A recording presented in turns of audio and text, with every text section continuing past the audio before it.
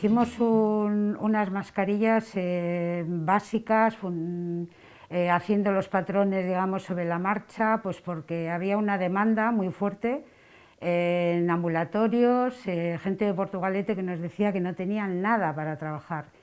Entonces ahí se hizo una labor muy fuerte, nos dedicábamos prácticamente el día a coser.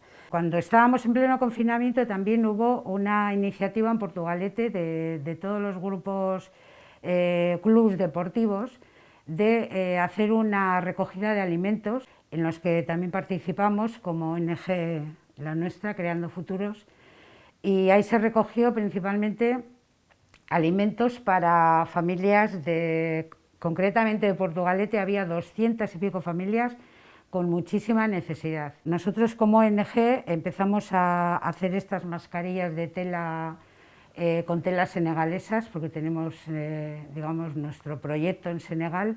El importe íntegro de la venta de estas mascarillas ha ido a poder pagar una comida diaria a los niños de Senegal.